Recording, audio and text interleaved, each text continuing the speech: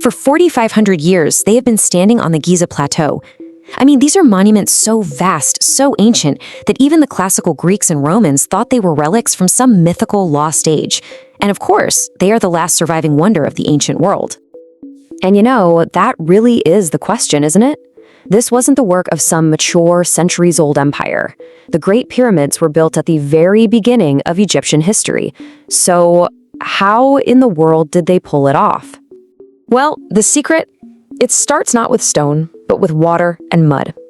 The Nile River wasn't just a river. It was this clockwork miracle. Every single year, like clockwork, it would flood its banks. And when the water receded, it left behind this layer of incredibly fertile black soil. This annual gift, the inundation, it meant food surpluses. And that, in turn, meant a huge population could be freed up for other tasks.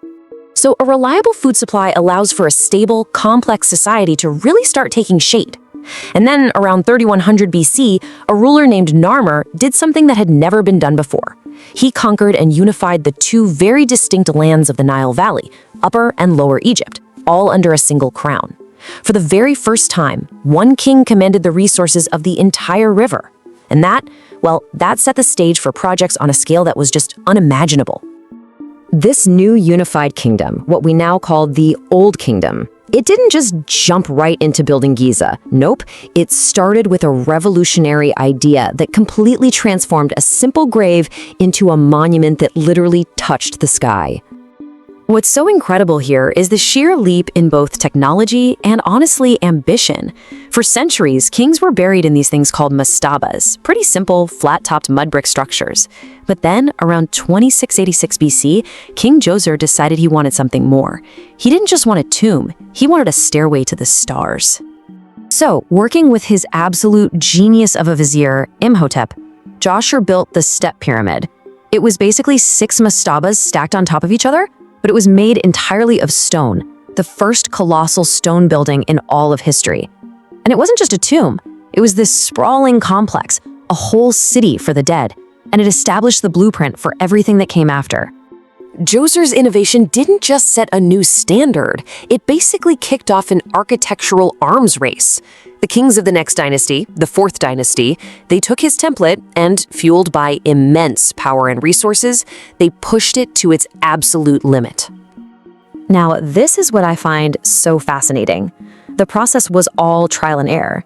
King Sneferu, the first king of this dynasty, was the great experimenter. He built not 1, not 2, but 3 massive pyramids. His first attempt at Medum, it was unstable, and parts of it collapsed. His second, the famous bent pyramid, actually shows a panicked mid-construction change of angle to stop it from collapsing too. But his third attempt, the red pyramid, that was it. A triumph, the world's first perfect, true pyramid. He literally learned from his mistakes on a monumental scale. And all of Sneferu's hard-won knowledge was passed down to his son Khufu. Using those perfected techniques, Khufu embarked on what might be the most ambitious building project in human history. Just look at that number. Over 2 million stone blocks, some of them weighing tons, all quarried and transported with incredible precision. And the result was the Great Pyramid, towering at 481 feet. His son, Khafre, built his pyramid right next door, and it's just 10 feet shorter. But then, look at the third pyramid, built by Khafre's son, Menkaure. It's less than half the height. This chart, it visually tells a story. The absolute peak of power was right there with Khufu and Khafre. After them, something started to change. Khafre was clever though. He built his pyramid on slightly higher ground, which creates this optical illusion that often makes it look taller than his father's. And as if that wasn't enough, he is also the one credited with carving the bedrock into the enigmatic Great Sphinx, forever guarding the plateau. But, you know, these massive projects couldn't last forever. The incredible concentration of wealth and power that you need to build on the scale of Giza, well, it was just unsustainable. The Old Kingdom, after reaching this unbelievable peak, began a long, slow decline. And you can actually see the evidence of this decline right in the stones themselves. Later kings from the 5th dynasty, they were still building pyramids, but they were taking shortcuts. Instead of using solid, perfectly cut blocks all the way through, they used a core of rough rubble and just filled the gaps with sand and debris. Then they covered it all with a nice limestone casing, so they looked good on the outside, but once that casing was stripped away over the centuries, they just crumbled.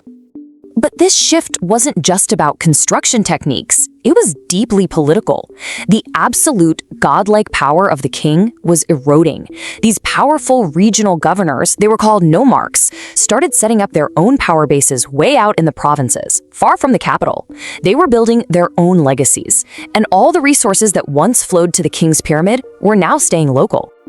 And this slow fracture of power, it eventually led to a complete collapse, ending Egypt's very first golden age and plunging the kingdom into chaos. But the legacy of that age, well, that was literally set in stone. I mean, just look at the contrast. The Old Kingdom lasted for over 500 years, and it was dominated by just a few powerful dynasties. But the century that followed its collapse, it was a total mess of rapid, short-lived dynasties with rival kings ruling from different cities. The unity that had made the pyramids possible was completely shattered. And this slide right here, this really puts the Old Kingdom's achievement into stunning perspective. Of all 7 wonders of the ancient world, the Colossus of Rhodes, the Hanging Gardens of Babylon, only one is still standing, and it's the Great Pyramid, which is the oldest of them all by 2,000 years. Its construction was just so unbelievably sound that it has outlasted everything that came after it. Which, of course, leaves us with one final fascinating question. Were these incredible structures the greatest achievement of a unified culture, a symbol of its ultimate strength?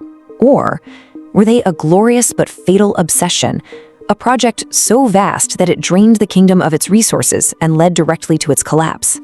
The shadow of the pyramids, it seems, hides both a golden age and its end.